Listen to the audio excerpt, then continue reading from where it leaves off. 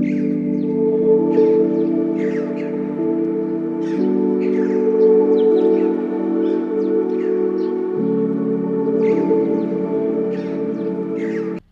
के पास रखी टेबल पर कुछ किताबें हैं, कुछ नोट्स, उसके बगल में है वाटर बॉटल, आँखों में है सपने और दिल में उम्मीद। ये सब साथ में लेके मेरी सुबह हुई है।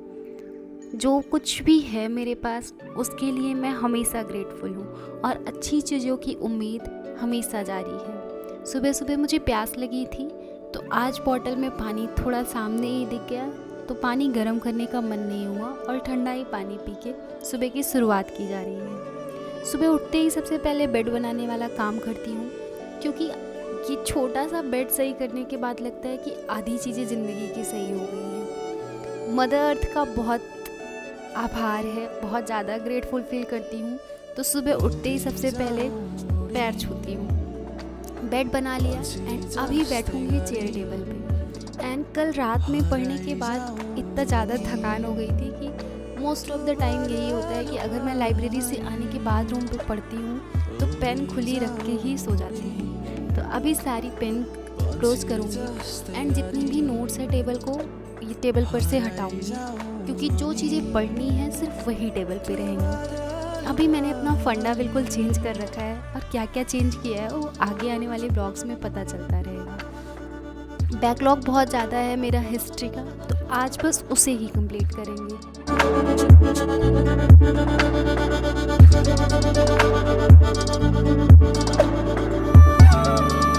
सुबह की शुरुआत सबसे पहले चाय से होती है। बहुत सारे ऐसे लोग हैं जो चाय पीना पसंद नहीं करते हैं एंड इट्स टोटली फाइन। और बहुत सारे ऐसे लोग हैं जो बोलते हैं कि चाय नहीं पीनी चाहिए, ये भी बहुत सही बात है। और लेकिन बहुत सारे ऐसे लोग हैं जिनकी सुबह ही बिना चाय के नहीं होती, तो ये भी ठीक है। जिसको जो ठीक लगे, जिसके हिसाब से जो ठीक लगे सब वो कर सकते हैं और वो ही करना चाहिए। तो अभी मैंने चाय बनने के लिए रख दी है। चाय बनाने की पहली प्रक्रिया में होता है दूध बॉईल करना। एंड ये मिल्क मैं कल शाम को ही आई मीन रात को ही लेके आई थी।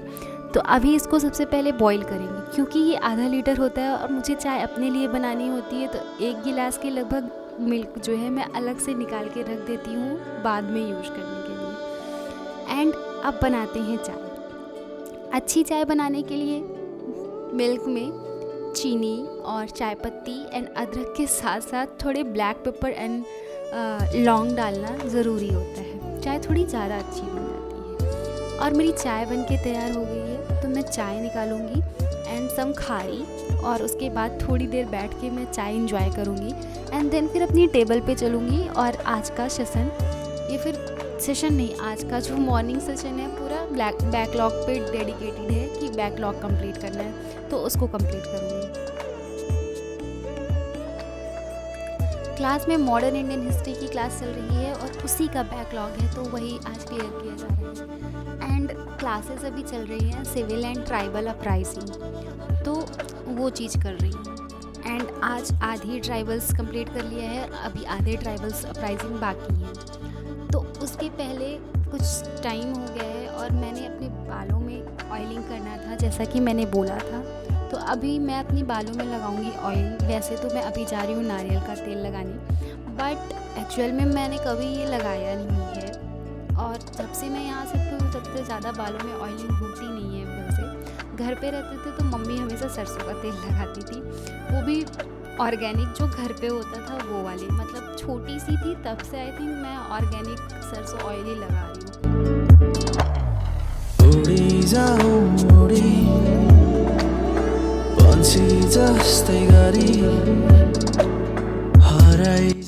घर से बाहर रहने वाले लोगों को ऐसे बहुत ज़्यादा सलाह तो नहीं दे सकती, क्योंकि मुझे पता है कि कितनी बिजी लाइफ होती है, कितना कुछ करना होता है। बट यू नो कुछ चीज़ें होती हैं कि जिसके साथ कॉम्प्रोमाइज़ नहीं ही करना चाहिए। तो इसी तरीके से ऐसी जो चीज़ें आपको लगे कि ये चीज़ एसेंशियल है उसके साथ कॉम्प्रोमाइज़ मत करना। जैसे मुझे अभी लगने लगा है कि थोड़ा सेल्फ़ केयर करना भी इम्पॉर्टेंट है। ये नहीं कि हम रेस में शामिल होने के लिए बस भाग ही रहे हैं और अपने आप को, अपने आसपास की चीज़ों को नहीं देख रहे हैं। बस हमें दिख रहा है कि बस हमें भागना है, तो ऐसा नहीं है, हमें पिच को पूरी तरीके से समझना पड़ेगा। और यूपीएससी के फील्ड में अगर हम बात करें तो पिच बहुत बहुत ज़्यादा चीज़ों पे डिपेंड करती है, जैसे खुद का भी हो जाता है, उसमें मेन इम्पॉर्टेंट रोल तो हम ही प्ले करते हैं कि खुद की हेल्थ, खुद का वेलबींग। जब तक तुम एकदम अच्छी नहीं रहोगे तब तक तुम अच्छा कुछ भी नहीं कर सकते। तो पहली प्रायोरिटी खुद को ही रखना चाहिए।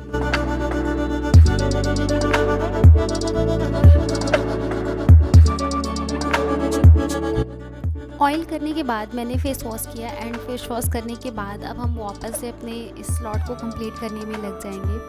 तो ट्राइबल जो अपराइजिंग वाला जो सेक्शन है, इस टाइम जो मॉडर्न इंडियन हिस्ट्री के क्वेश्चन आ रहे हैं प्रीलिम्स की बात मैं अगर स्पेसिफिकली करूँ तो ऐसा है कि जो कुछ ऐसे इंपॉर्टेंट वर्ड होते हैं जिसको हम पढ़ते वक्त तो फोकस नहीं करते हैं और वो आ जाता है, जैसे परगना हो गया, या फिर किसी ऑफिसर को क्या कहते हैं, जैसे उस टाइम में जो ऑफिसर्स थे उनको क्या बोला जाता था, जैसे दिकूज क्या होते हैं, या फिर चौथ एंड सरदेश मुखी क्या है। तो ऐसे वो पर्टिकुलर वर्ड पे ज़्यादा एम्फेसाइज कर रहे हैं। तो हमें भी मॉडर्न इंडियन हिस्ट्री पढ़ते वक्त ऐसा ध्यान रखना है कि जो भी ऐसे इंपॉर्टेंट वर्ड हैं उसका हम कहीं पे ऐसे लिख लें जिसको हम रिवाइज कर सकें प्रीलिम्स के टाइम पे।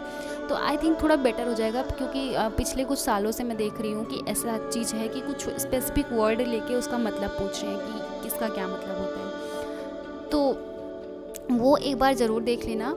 एंड अभी जो है अब मैं निकलती हूँ लाइब्रेरी के लिए, एंड अब मैं पढ़ रही हूँ बिपिन चंद्रा। तो किसी ने मुझसे पूछा था कि बिपिन चंद्रा पढ़े या स्पेक्ट्रम पढ़े, समझ नहीं आ रहा है। तो यार देखो, जिससे जो भी पूछोगे ना वो डिफरेंट ही बताएगा। कोई बोलेगा बिपिन चंद्रा पढ़ लो, कोई बोलेगा स्पेक्ट्रम पढ़ लो।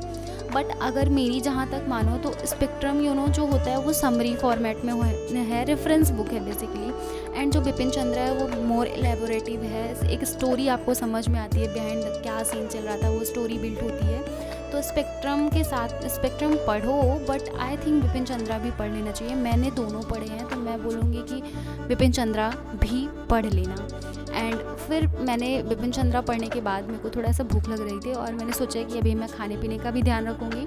तो मैं रूम पे आके दाल चावल रख दी बनने को, दाल चावल बना के खा के तब मैं गई अपनी जो नई वाली क्लासेस थी वो लेने के लिए।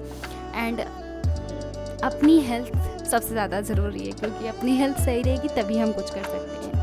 तो दाल चावल बना के खाने के बाद मैं जब आई तो I did newspaper, and newspaper करने के बाद अभी मैं अपनी वापस से जो क्लासेस कर रही हूँ वो करूँगी, जो अभी नई स्टार्ट होगी। तो फाइनली मैंने अपना जो बैकलॉग था वो कंप्लीट कर दिया, तो आई एम सो हैप्पी।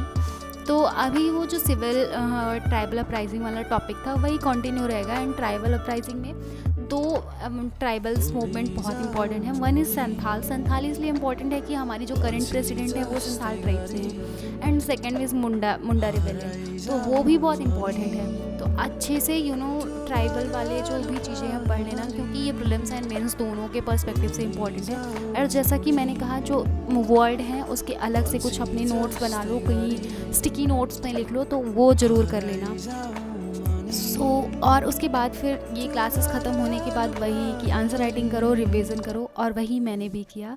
सो या that's it. I think blog बहुत लंबा हो जाएगा। सी यू सून।